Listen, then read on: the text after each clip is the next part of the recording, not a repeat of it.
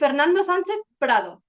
Fernando es licenciado en Administración de Empresas por la Universidad del Valle de México, con maestrías en Comercialización Estratégica y Alta Dirección en Marketing por la Universidad Europea de Madrid, en convenio con la IED Business School.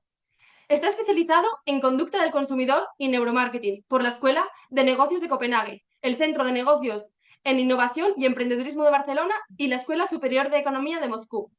Además de ser conferencista, ha colaborado como catedrático a nivel posgrado por la Universidad Internacional de La Rioja y la Universidad Iberoamericana. En la rama de la investigación destaca su participación en publicaciones de negocio para las revistas Énfasis Packaging Latinoamericana, Marketing Business, Forbes Negocios y M2M Colombia, entre otras. Actualmente ejerce el cargo de presidente de la Asociación Mexicana de Neuromarketing y Análisis del Consumidor.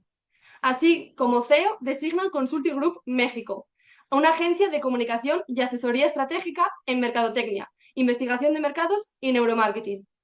Y hoy nos viene a presentar electroencefalografía y termografía para conocer la influencia de marca en el consumo. Adelante, Fernando. Hola, ¿qué tal a todos? Excelente inicio de segunda jornada de Neuromarketing Congress. Antes que nada, pues agradecer la participación de todos ustedes y el apoyo que siempre se nos ha brindado como asociación por parte de Gabriel Carrascosa y todo el equipo de Neuromarketing Congress. Bueno, pues el tema que les traigo yo tiene que ver con la parte de la electroencefalografía y la termografía. Es un estudio que realizamos el año pasado, en marzo del año pasado, con el objeto de dar a conocer también la importancia que tiene esa herramienta dentro del neuromarketing, la parte de la termografía. La termografía es una herramienta que nos ha ayudado mucho, por lo menos aquí dentro de la asociación, nos ha ayudado mucho a hacer ciertos estudios y a darnos cuenta que es una herramienta sumamente precisa, a diferencia de la electroencefalografía o de la electromiografía, que muchas veces llega a utilizar. La termografía nos puede permitir a nosotros tener un buen alcance de la medición de las emociones.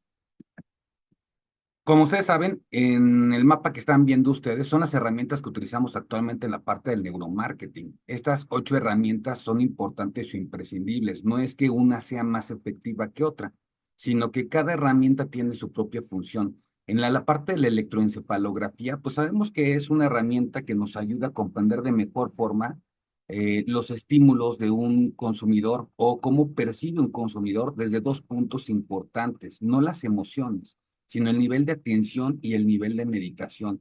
Y muchas veces se hace en un mapeo eléctrico para conocer en qué zona del cerebro puede estarse presentando con mayor intensidad un cierto estímulo.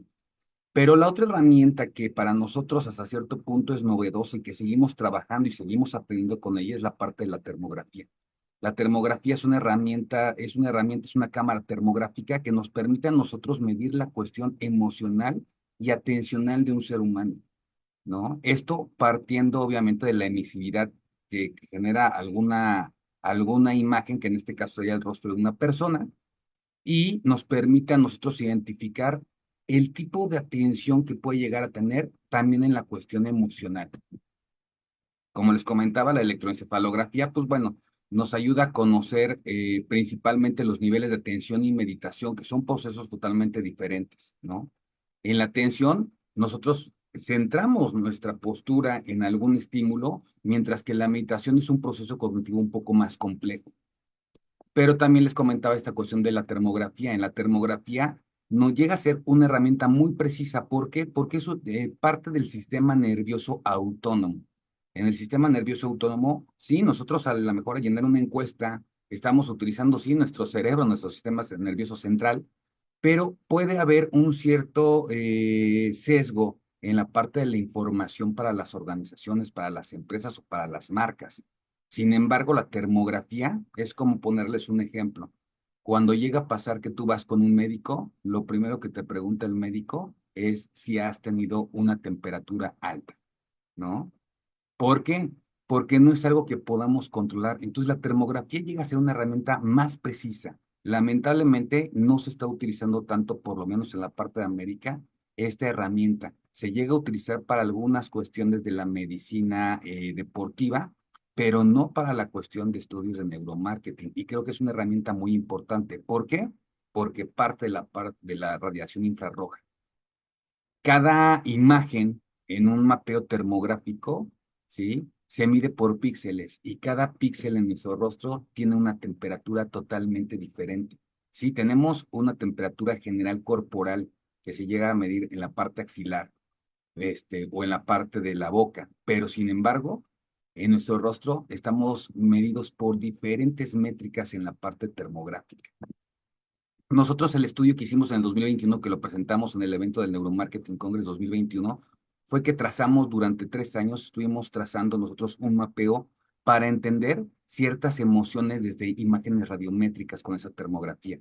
¿Sí? A lo que determinamos, lo que están viendo ustedes en pantalla, la tristeza, el asco, la neutralidad, el miedo, el enojo y la felicidad. Partiendo de ese marco teórico que están viendo ustedes en pantalla, que tiene que ver con varios autores que han marcado un precedente en la parte del neuromarketing en la cuestión de las emociones, ¿no? Como Paul Ekman, James Russell, Robert Plotnick, ¿no? Y lo que tenemos que hacer es utilizamos este mapeo en estudios posteriores para poder identificar la emoción que estaba presentando una persona frente a ciertos estímulos cuando hacemos algún análisis en la parte del neuromarketing.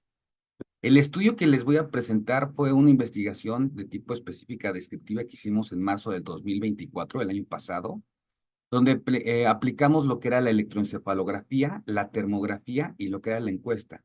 Una encuesta con el objeto de marcar la parte consciente del individuo y en la parte de la electroencefalografía solamente para darle cierta validez a la parte de la termografía, ¿no? Nuestro elemento muestral fue de 64 personas, donde destacaban personas de los 20 a los 32 años en la Ciudad de México, mujeres y hombres, con un nivel socioeconómico de clase media, baja, media y media. Y lo que hicimos, pues obviamente fue tratar de empatar qué tan importante era la influencia de marca. Hicimos un comparativo en cafés, que era el caso de dos marcas que son importantes aquí en México, una que es Starbucks y la otra que es Café Punta del Cielo, que es un producto un poco más nacional. En la cuestión de la calidad, desde mi punto de vista, Café Punta del Cielo es un café muy fuerte, es un café que realmente, pues es para gente conocedora, mientras que Starbucks es una marca un poco más comercial. Aquí están viendo imágenes, obviamente podría la de las 64 personas, pero se veía muy pequeña, puse nada más a 4 personas de ese elemento muestral y van a ver a estas personas, hicimos dos fases en este estudio. La primera fase consistía en presentarle a la gente lo que era los dos productos, el mismo producto, pero de la competencia con el de la empresa, es decir, Starbucks, Café Punta del Cielo, con sus respectivos empaques y con mostrando lo que es la marca.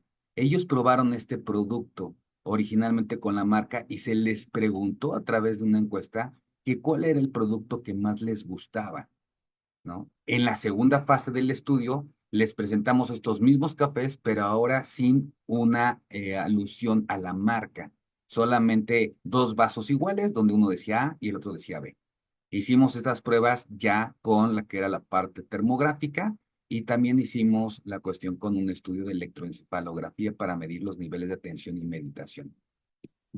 La conclusión a la que llegamos con estos estudios, después de esos 2 meses de estar preparando estas pruebas, les pongo aquí unos ejemplos del lado derecho de algunos mapeos termográficos que nos llamaron la atención y del lado izquierdo los resultados tal cual. En la parte de Starbucks, la gente decía a través de la encuesta, ¿sí? Les puedo decir que 51 personas, es decir, 79.69% a través de la encuesta, es decir, el elemento consciente, que les gustaba más Starbucks, ¿sí? Contra Punta del Cielo en esa encuesta, que solamente 13 personas, es decir, el 20.31% de nuestro muestreo. Pero cuando hacemos el estudio de la parte de la electroencefalografía y la termografía en conjunto, y presentamos obviamente este estudio ya sin las marcas, es decir, los empaques sin las marcas, curiosamente la gente nos dijo que prefería Café Punta del Cielo. ¿Sí? En la parte de la electroencefalografía, un 62.50%, que son 40 personas, y en el caso de la termografía, 47 personas, es decir, 73.44%. Algo que nos llamó la atención mucho en el estudio termográfico de las imágenes radiométricas es que el 100% de las personas cuando se les hizo el estudio de termografía presentaban un incremento importante en la temperatura a nivel nasal. ¿Qué implica? Bueno, que con la termografía, un parteaguas importante es que la cuestión de la temperatura a nivel nasal puede identificarse el gusto o la intención de una compra o de una marca. ¿Qué implica? Si se dan cuenta, en el primer caso pasó de una temperatura de 32.2 centígrados a 33.8. En el segundo caso de 32.6 a 35.2. En el otro caso de 33.8 a 34.4 y así nos podemos seguir con el 100% de las personas. Todas tuvieron una interpretación de un aumento de la temperatura a nivel nasal. ¿Qué nos dice esto en el estudio? Que el incremento de la temperatura a nivel nasal está relacionado con la intención de compra o con el gusto de un producto o marca.